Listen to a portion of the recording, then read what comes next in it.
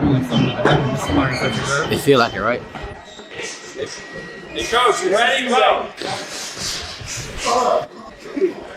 Oh, hey, don't do that. Don't do that. Hey, don't do that. He haven't done nothing. The young one is looking more better than him. Who that? The Keyshawn. Keyshawn looking way more better than this.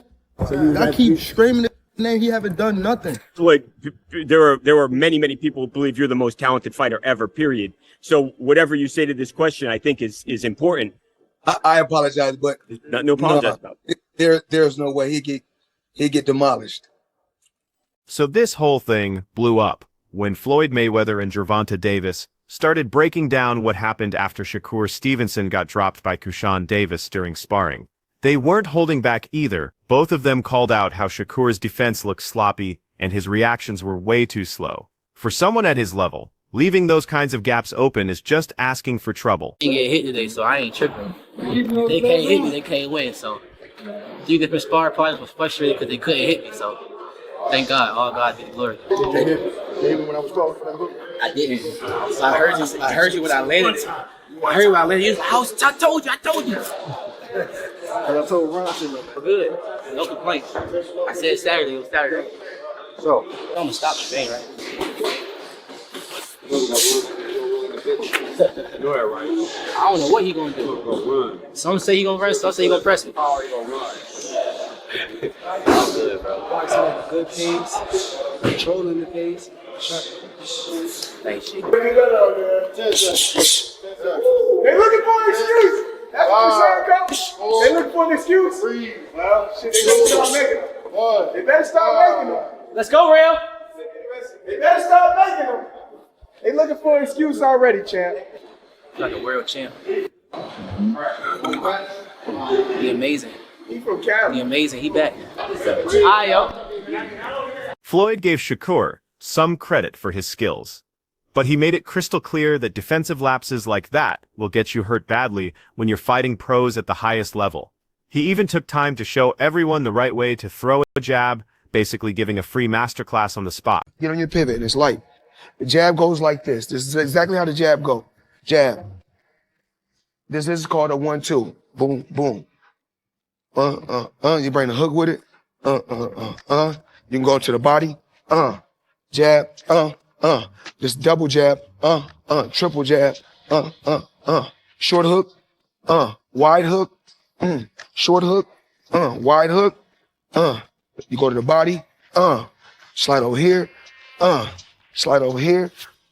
You drop on the shots like this. You go here. Here. Here. Back with the jab. Down to the body. Now here's the interesting part about Shakur Stevenson and Keyshawn Davis. These two have this really solid bond in boxing circles. They train in completely different weight classes and have totally different fighting styles. But you'll constantly see them working together in the gym. Dog, man. Who your third? Who stopped it? Cool ones. Who stopped it? Yeah, he good. That's my 3. Me? I know. Me, him, and him. Yeah, that's 6. Okay. Get a ball. A game, right? Man, I'll bet some. You got scored. Let's do it. I don't like how he's gonna be up to him. Yo. He gonna stop pushing me. What's wrong with this nigga? He's not doing shit. He's not scoring. I'm not scoring. He might not score. That's how I know. He gonna lock your ass down. I already know how you play, little nigga. And then, cuz, you too little. I can do this shit in props. Are you guarding me? Yes, nigga. Okay. Yes. All you gonna do is do all this running. You gonna do all this running and try to shoot. Go watch Steph Curry. Go watch Steph. What I say, you gonna do all that running and try to shoot. Their friendship runs deep, but when you're sparring at championship level, every weakness gets exposed under those lights. This particular knockdown really put a spotlight on how much Keyshawn Davis has been evolving as a fighter. The guy's known for being smart in there and having serious pop in his hands, and these sparring sessions keep proving he's getting better every single day. What has training with Shakur and Bud Crawford done for you in your career as a fighter? Yeah, man, started off with Shakur, like literally, like he kind of like, in terms of getting that real elite experience and sparring somebody so talented and so skillful, being blessed to be around somebody like that. You know what I'm saying? He really carried me throughout my amateur career. You know what I'm saying? He's professional. He already went to the Olympics. So he helping me with that. Then he's going pro. He's the top prospect. He's everything. I'm an AM right now. So being alongside everything, like I'm saying, I'm going back to my little 3-round fights, well, amateurly. And I'm looking at these guys like, y'all little dudes. Like, y'all ain't doing nothing I'm doing. I'm training with real professionals that already went to the Olympics and everything. Y'all can't fuck with me. You know what I'm saying? And that's how I transpired to be the top prospect, the Olympic hopeful and stuff like that. Cause like being around Shakur got me to meet, you know, Jay Prince and Terrence Crawford. It got me to meet the gold medalist back in 2016 at 141 pounds. You know what I'm saying? He got me around so much elite stuff that I took in. I made myself better. You feel what I'm saying? That it's outside of just me and him sparring. You know what I'm saying? Like, he really carried me throughout my amateur career for sure. And like, me meeting Terrence Crawford is really like another blessing that God is just keep blessing me, because I had somebody carry me through my amateur. Now I'm a top prospect professionally, all that. Now I got somebody else that's already a world champion. It's like every level I get to, I meet somebody that I really like take in that's already like 3 or 2 steps ahead of me. You know what I'm saying? So it's really a blessing, and that's why every time like after a fight, I always say, I'm just living this out. I don't got no plans with professional boxing. God is just really putting me in positions that he want me to be in, and I'm just living it out. Keyshawn's been talking about how hungry he is to face the absolute best fighters his division has to offer. He wants those big names and those tough tests to show everyone exactly where he belongs in the rankings. But there's one fighter he'll never step in there with professionally, and that's Shakur Stevenson. They made a pact years back that they'd never fight each other for real, no matter how much fans keep asking for it. Their friendship means too much, and they have this mutual understanding that goes way deeper than business. Mutual respect. Man, you're in a great division. When you talk about the lightweight division at 135, I mean, you got Shakur, you know, your homie, you got Gervonta, you got Isaac Cruz, Devin Haney, and I read where you said, I'm ready for a world title shot now. Do you believe that, though, that Keyshawn Davis is ready to step into the ring with one of those guys and fight for a world title? Truth be told, Brian, I literally just got off the phone. I just hung up the phone with Shakur saying I got to do an interview with you, and I'm like, cool, what you think? Like, because I'm a person that really believes in myself, you know? Yeah. So I want to get other people's opinions too. Like, am I tripping, or do what I really believe, is that true? Is other people believe that in them too? And he like, bro, what you believe in, keep believing in that, because I believe in it too. I feel like you're ready for them top. I said, cool, are you think I'm ready for them top guys, like those real top guys? Because I feel like I am. He said, bro, I feel like you can fight anybody you want to fight. And he said, anybody. So I'm like, damn, okay. But getting dropped by someone like Keyshawn brought a whole new wave of criticism crashing down on Shakur's head. Gervonta Davis didn't waste any time jumping in and basically questioning whether Shakur even deserves to be mentioned with boxing's top tier. Tank straight up said Shakur hasn't done anything remarkable enough to earn that kind of respect. Those comments really showed how much bad blood exists between these two fighters, and it goes way beyond normal competitive trash talk. There's real animosity brewing there. Ever since Shakur and Gervonta both started making noise in the lightweight scene as two of the division's brightest stars, you could feel this underlying tension building. Every interview, every press conference, every social media post between them has this edge to it that fans pick up on immediately. Right, so why people even talk like he the best at, he didn't even fight at 135 yet. Right. He didn't even have power at 126, 126, 30 or none of that. He is good. Okay. How can you, all that's just okay. How can you stop people that can actually hit? No matter all that boxing, you're going to get hit. Stevenson opened up about why things got so heated with Gervonta Davis, explaining that it's not just about the criticism itself. According to Shakur, the real problem is the energy and attitude Tank started showing as he got more successful and established in boxing. Shakur says you can always tell when another fighter sees you as a legitimate threat to their position, and he thinks Davis's dismissive behavior eventually turned into straight-up hostility. In Shakur's mind, Tank knows deep down that Stevenson represents one of the most dangerous challenges in the entire division. Stevenson pointed out how Davis gets noticeably agitated whenever someone brings up Shakur's name in conversation. Rather than seeing this as simple disrespect, Shakur reads it as pure insecurity, like Davis understands exactly how much trouble Shakur could cause him even if he won't admit it publicly. Cool, right? Yeah, for sure. What changed? Competition. As you get older, you start to know what competition is, and he kind of looked at me like I feel like I was a threat, which is rightfully so. Like I don't blame him for the way that he looked at me, but it is what it is. It's two guys that just want to be the best in our sport, and we were ready to lay it all on the line. Did he say to you like, "Yo, I don't want to be friends," or we can't, or is it just like a gradual thing where it started to become more distant? Now you just know energy. You know energy. Once you feel the energy that's coming at you, you understand like, okay, I get it. When do you think that started to change? I think as he kind of matured and got older. Once you get older and mature, his energy kind of let it be known like, yeah, you the ops. We got to fight. Shakur is convinced that Tank knows a fight between them would create serious problems for him inside that ring.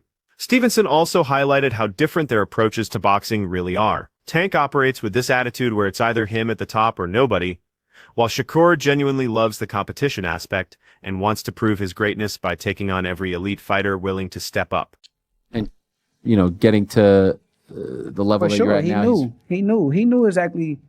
Deep down inside, he could sit here and say, I'm not this, I'm not a good fighter, I'm not that, but deep down inside, he knows that I'm the truth. Right. So with him knowing that, he knows that I'm the biggest threat around where he's at. Do you see he gets very upset when people ask him about you? Yeah. I think that's insecurity, though. I think he's insecure. Because he knows that you give him trouble? Like, what's he insecure about, in your opinion? With top level guys like him, cause like I'm kind of different. I look at things like competition, but like his mentality is more so like it's either me or it's nobody. It's not a 1A, 1B, or you don't have nobody equal to you. So I understand his mentality, but I like to prove that I'm the best. So we kind of just move in different ways. You don't really think he's done after this year, right? Nah, hell no. There's no, because that's what he said at the beginning of the year. Too much money to be made in boxing. Right. So do you think it happens now? What do you think? Yes. You do? Yeah, for sure. Do you think it'll be your next one? I think it could be. Really? I think it could be. Gigantic. It could be. I don't put it past him. Whenever he pick up the phone and say, "Yo, let's make this fight happen," what is the step now that you make, like in terms of trying to get this done? I think the main step is one of us gotta find a way to reach out and try to get the fight to happen. It can't be no little kid shit. It can't be no back and forth, go back and forth. We gotta be grown men and get the fight done. Like that's how I feel. I would love to talk to him and have a real conversation and make this fight happen. But you know, some guys be kind of egotistic, so I don't know where his ego is at. When's the last time you spoke to him privately? I mean, bro, just like he crazy. Like he'll DM me some crazy shit and then Like what? I don't even want to say it. Like smack talk? Yeah. He talk crazy. Me and him got like DMs of just going back and forth all the time. Yeah. Recently? Not too long ago. Keyshawn made sure to clarify that the sparring session with Shakur Stevenson wasn't meant to be disrespectful or personal in any way. He emphasized that it was just normal training and preparation, nothing more than that. Davis talks frequently about his longtime friendship with Shakur Stevenson, describing it as something that goes much deeper than just two professional fighters who happen to compete in the same sport. Their history goes back to their amateur days when they were both coming up, spending countless hours training and sparring together in various gyms. Over all those years, they developed this genuine bond that's built on shared experiences and real mutual respect. Their connection extends far beyond what happens between the ropes. Keyshawn has mentioned how they basically grew up watching each other develop as fighters and push through different challenges together. Shakur was even there for Keyshawn during some really difficult personal situations earlier in his career, offering support when it mattered most. Like, yo, he just won the Junior Worlds. You know, when you go overseas and you fight, I'm like, he just won the Junior Worlds for real? I'm like, okay, so he should be nice. So long story short, he get there. I see him, right? So, you know, he light skinned, you know, curly hair. I'm like, this dude you been talking about? This the dude y'all talking about? Like, I'm like, man, ain't no way he good. I'm about to beat him up, right? Long story short, you know, like, he signed up with us, days go by, we training with him, everything cool for real. He cool for real. Like, ain't nothing personal, you know? I'm just talking trash, like at 14, you know what I'm saying? I'm just talking trash. Boom, sparring day come. I'm confident. I'm knowing I'm about to go in here and beat him up, right? Man, I get in the ring, man. Why I cannot hit. Stevenson has been putting in absolutely incredible work as he gets ready for his massive fight against Teofimo Lopez. Every single day in training camp, Stevenson pushes his body and mind to the absolute limit, fine-tuning his skills, making adjustments for the weight increase, and perfecting his movement and timing to handle Lopez's explosive power and aggressive style. He's been getting rounds with some of the best sparring partners available, even bringing in elite fighters like Terrence Crawford to help simulate the specific challenges Lopez will present. He's also added serious strength and conditioning work to develop more knockout power in his combinations. This level of commitment shows a champion who understands he's facing the biggest test of his entire career. So bad. Shit, easy, yeah. Easy work. Easy. Always easy work. You already know. Always easy work. This supposed to be a sprint. Let's go. This ain't no sprint. No, it's a job. Let's go. We ready. That boy in shape.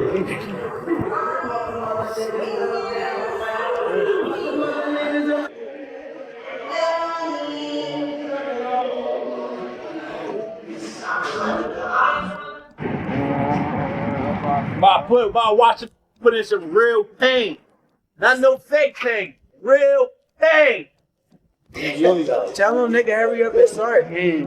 What's Keyshawn right there? They got to get out there.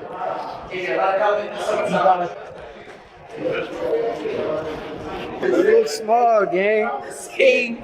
Wait, you see this shit? This shit don't stop, bro. Look, I have to get out the pit, did it? Right or wrong?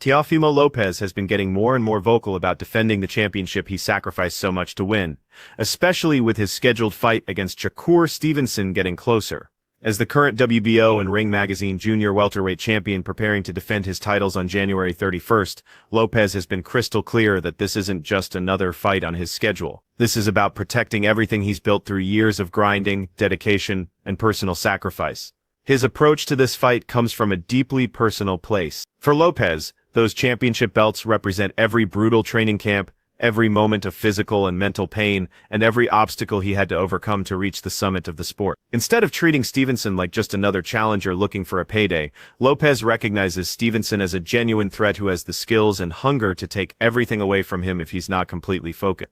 This understanding drives his determination to fight with maximum intensity and refuse to let anyone take his crown, showing how much of his pride and identity is wrapped up in being a world champion. His mentality perfectly captures both the competitive fire that drives elite boxing and the personal investment that comes with holding world titles.